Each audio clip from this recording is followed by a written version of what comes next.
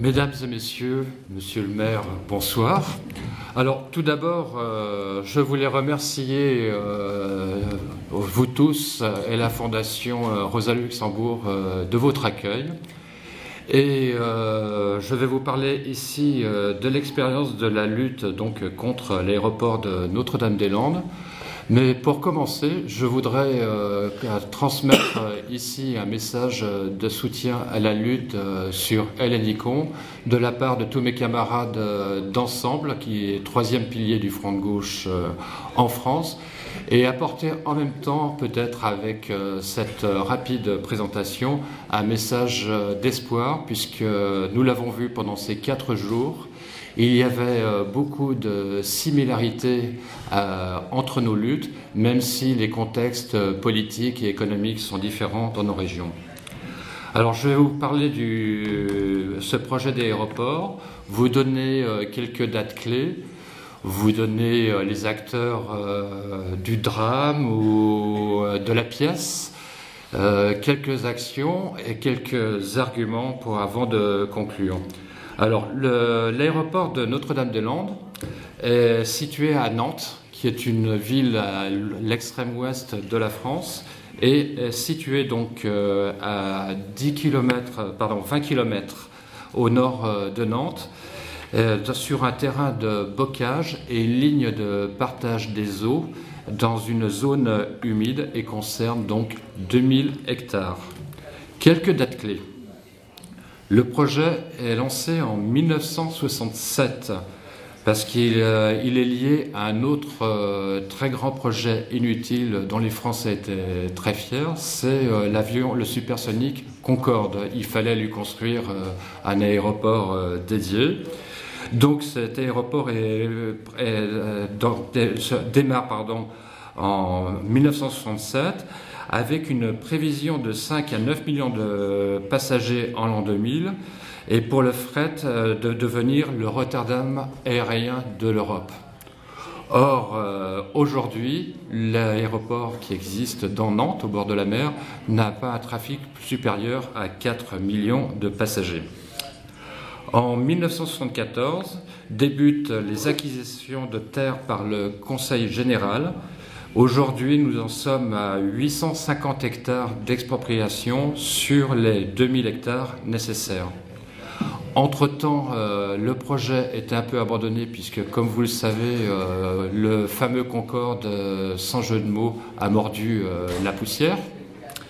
Et le projet est relancé en 2000, donc, après 20 ans de silence, par la Chambre de commerce de Nantes et la mairie de Nantes et l'État. En 2003, un arrêté ministériel lance l'étude pour le réaliser. En 2010, il y a un choix du concessionnaire pour le construire, qui est la société Vinci, qui est un acteur du bâtiment public, mais qui gère énormément de parkings et qui construit aussi des autoroutes partout dans le monde. Et c'est surtout, j'insiste là-dessus, et ça on voit que c'est commun avec tous nos grands projets inutiles, c'est un partenariat public-privé. Et le partenariat public-privé, en France, ça consiste à dire, on garde le terrain, on fait construire l'infrastructure par le concessionnaire, qui le loue ensuite à l'État, et au bout de quelques années, ça revient beaucoup plus cher aux contribuables. En 2014, donc, cette année, c'est le début des débats théoriques. Et en 2017, c'est la mise en œuvre, normalement, initialement prévue. Donc, comme vous le voyez, ce projet date de 60 ans. L'aéroport n'est toujours pas construit.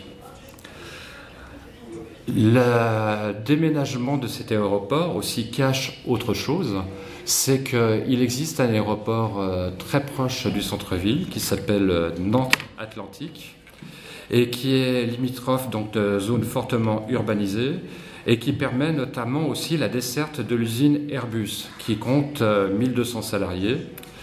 Et un début de communication fait rage autour du devenir de la piste et donc du devenir de l'usine Airbus. J'y reviendrai tout à l'heure. Avec les emplois promis avec le nouvel aéroport, on commence par déplacer d'autres emplois. Alors, quels sont les acteurs en présence.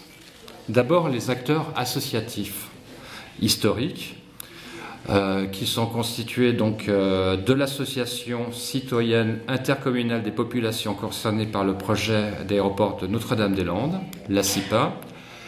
Pour rassurer nos amis d'Hellénikon, cette association a été créée en l'an 2000, ne comptait que quelques dizaines d'adhérents au départ et en compte aujourd'hui près de 4000. L'ADECA, donc l'association de défense des exploitants concernés par l'aéroport, plus d'autres acteurs. Les citoyens vigilants, c'est un regroupement d'individus et de personnalités qui se chargent de la gestion et du groupement assuré par la présidence d'ailleurs de la CIPA et dont l'objectif unique est d'interpeller les élus. Il y a aussi les occupants de la ZAD. Donc la ZAD, c'est ce que l'État appelle la zone d'aménagement différé. Il y a un jeu de mots là-dessus puisqu'elle était renommée par les opposants zone à détruire ou zone à défendre. La coordination de toutes ces associations donc, comprend des organisations politiques de la gauche radicale, écologiste et même centriste, à côté des organisations de défense de l'environnement, de syndicats du cadre de vie et surtout des syndicats de paysans.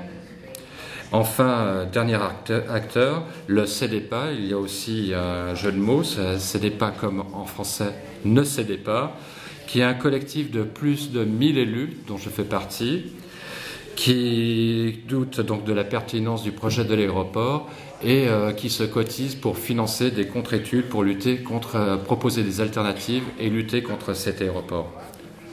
Sur le champ juridique, il y a un groupe constitué de juristes et d'avocats qui travaillent en permanence et font recours sur recours face aux décisions de Ago Vinci, donc le concessionnaire, et de l'État français, y compris au plan européen.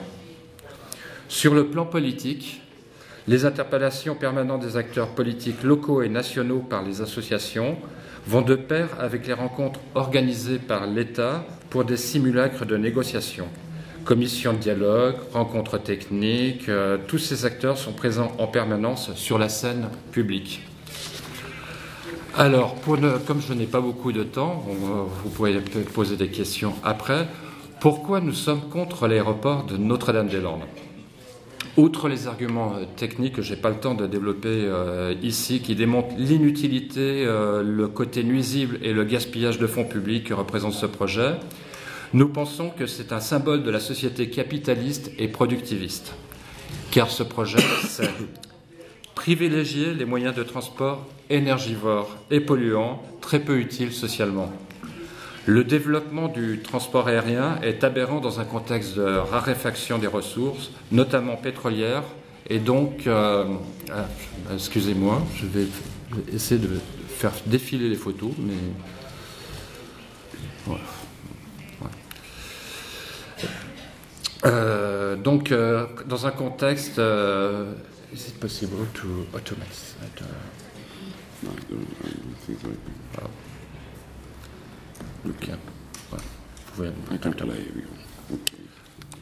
Merci de la collaboration pour faire défiler quelques images que je vous ai ramenées qui sont un peu impressionnistes et qui vous donnent un peu des idées de la mobilisation. Donc, un développement, donc, disais-je, donc, des moyens peu utiles socialement qui sont aberrants dans un contexte de raréfaction des ressources, notamment pétrolières. C'est aussi une destruction d'une agriculture paysanne et du bocage de Notre-Dame-des-Landes, des terres nourricières et des zones humides, berceau d'une flore et d'une faune d'une richesse exceptionnelle. Cela confirme aussi que le transport aérien n'est possible que dans un contexte d'accaparement de l'empreinte écologique disponible au profit de quelques-uns. Et c'est aussi détourner les fonds publics vers les multinationales bétonnières. Alors là, je vais peut-être un peu détailler.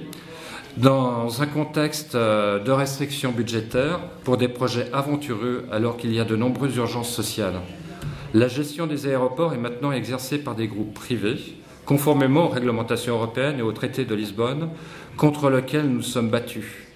Les avances remboursables attribuées au groupe de Vinci lors des votes de budget de 2011 par les collectivités locales ne seront effectivement remboursées qu'en cas de bénéfice substantiel du site. Des financements, je cite, qui pourront se voir remboursés sous forme d'un retour, de retour de bénéfices en dessous d'un certain seuil. Remplir cet aéroport imposera de favoriser la croissance des groupes voyous comme Ryanair, qui vivent de subventions publiques et fuient quand ils sont pris en flagrant délit de délinquance sociale, afin de tenter de justifier ce projet, exerçant ainsi un chantage indigne sur les protections des travailleurs. Enfin, des infrastructures de l'importance d'un aéroport qui permettent des choix socio-économiques doivent rester sous contrôle public. C'est ce que nous défendons. De plus, c'est financer des infrastructures démesurées au détriment des transports doux, de l'éducation, de la santé, enfin de tous les besoins réels de la société. L'argument de la création d'emplois ne tient pas. Je sais que c'est un gros argument chez vous, la création d'emplois. La plupart des emplois créés seront des emplois précaires, ne constituant pas une avancée sociale, ni un recul durable du chômage. Des emplois ensuite inutiles socialement, alors que de nombreux moyens de transport public sont à développer d'urgence. Pourquoi ne pas, tant qu'à faire, créer des usines de mines antipersonnelles à la place, par exemple? Enfin, dernier argument, c'est un projet qui est inscrit dans la compétition, et ça je crois que c'est un point important que nous partageons tous, qui est inscrit dans la compétition entre les territoires à l'échelle européenne. Les communautés urbaines de Nantes et de Rennes ont lancé une conférence permanente les réunissant. Elle a pour objectif d'améliorer l'attractivité internationale et la compétitivité de l'ensemble Nantes-Rennes. L'aéroport de Notre-Dame-des-Landes et une ligne à grande vitesse pour 100 km s'inscrivent dans cet objectif. Les dirigeants du Parti socialiste imaginent une région qui attirera 1 million d'habitants de plus. Ces projets d'infrastructures démesurés s'inscrivent dans une compétition des territoires au détriment des zones rurales, y compris proches. Les régions doivent se transformer en vitrine du système capitaliste globalisé, symbole de la mondialisation et de la délocalisation, sans jamais demander à la population si c'est son projet de société. Il est représentatif en fait des ambitions mégalomaniaques de quelques élus, de droite comme de gauche, alliés hélas au Parti communiste local. Nous opposons donc à ce projet une vision des territoires complémentaires, sans volonté d'attirer les activités et richesses au détriment de nos voisins, et où les équipements existants sont mutualisés et utilisés. Ce projet est un symbole national et même européen. C'était une lutte locale au départ, qui entre dans le cadre de cette Europe de la finance, dont nous ne voulions pas et qu'on nous impose, dans les plus grands mépris de la réponse populaire au référendum en France de 2005, contre lequel nous avions obtenu l'annulation, mais qui était revoté par le Parlement quelques années après. Il s'agit bien, alors que le désastre environnemental et social mondial est clairement apparent, de désigner les responsables et de nous prononcer sur le type de société que nous voulons mettre en place. Le système capitaliste est au paroxysme de ses contradictions et de sa folie destructrice. Les victimes sont toujours les mêmes. Ces valets sont entre autres des élus de tous bords, perdus dans les mêmes folies enrobées de discours mégalomaniaques que nous devrions recevoir comme des berceuses. Vous le savez très bien ici avec la propagande qui vous est servie pour la création justement dans la privatisation de l'aéroport de Hélicon. Et donc les victimes, toujours les mêmes, ce sont les populations victimes des dommages collatéraux de la bataille sans fin du capital contre le capital. Pour nous, tout projet doit 1. Répondre à des besoins sociaux de la population définis de manière démocratique, prendre en compte le contexte de raréfaction des ressources et être écologiquement responsable, garantir le partage des richesses dans la population française et européenne et entre tous les peuples du monde. Alors pour terminer quand même, quelques modes d'action. Vous avez vu quelques photos. Alors, sur le terrain, en fait, aux moyens traditionnels de lutte s'ajoutent des démarches imaginatives et percutantes, comme des fresques humaines en 2006, l'organisation d'un camp d'action climat en 2009, associé à l'installation de cabanes sur le site, une manifestation en tracteur et en vélo régional puis national avec une manifestation nationale vers Paris. En 2012, une grève de la faim, juste avant les élections présidentielles, a abouti à un gel des expulsions, toujours actif aujourd'hui. En juillet 2012, nous avons organisé le 2e forum européen contre les grands projets inutiles et imposés, à laquelle d'ailleurs le projet d'Hellinikon a été débattu. En 2012, il y a eu une énorme opération de policières et de gendarmerie en octobre, qui a été surnommée par la police Opération César, vous voyez ce que ça veut dire, et qui a marqué les esprits pour déloger les occupants qui sont dans la zone donc, de Lazare. Et donc il y a eu beaucoup de violences qui se sont exprimées ce jour-là, et 40 000 personnes sur place se sont rendues pour soutenir justement les occupants. Et des occupations accrues de cette zone se sont multipliées par la suite. Les formes de lutte comprennent aussi des rassemblements de soutien devant les tribunaux de toute nature, des actions de protection de maisons d'agriculteurs menacées de destruction sur la zone, des interventions dans les réunions publiques quasi quotidiennes en France, et aussi des réunions donc, où se discutent les stratégies juridiques, politiques, matérielles. Je sais ici, j'ai entendu dans les débats que parfois il pouvait y avoir des nuances dans l'appréciation de la stratégie, mais il faut que vous sachiez que chez nous aussi, il y avait aussi des appréciations très différentes et qu'on arrivait toujours à un consensus pour converger vers une action commune. Pour conclure, ce qui est important de retenir, je pense, c'est que l'union fait la force. Toutes ces démarches sur les terrains avec les forces paysannes, la ZAD, les politiques, sur le plan juridique, sur le plan technique et sur le plan politique, construisent une structure de lutte composite et vivante. Elle constitue un contre-pouvoir organisé face au rouleau compresseur de l'État et de ses dispositifs répressifs. Elle se structure systématiquement en auto-organisation. En français, on pourrait dire autogestion, puisque l'autogestion que personnellement je défends dans mon mouvement, c'est à la fois un projet de société, mais c'est aussi un chemin dans la construction que l'on veut faire et dans les pratiques que l'on peut avoir.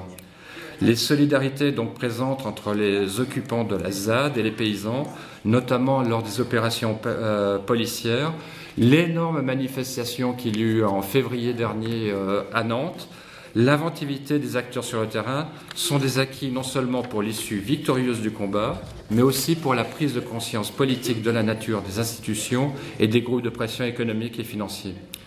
Le prochain rendez-vous, j'espère que vous y viendrez, est à Notre-Dame-des-Landes, les 5 et 6 juillet 2014, et qui donnera une nouvelle impulsion afin que le bocage de Notre-Dame-des-Landes soit gardé pour une agriculture paysanne. Des luttes, bien sûr, seront encore nécessaires pour enterrer ce projet qui prend eau de toute façon, de toutes parts.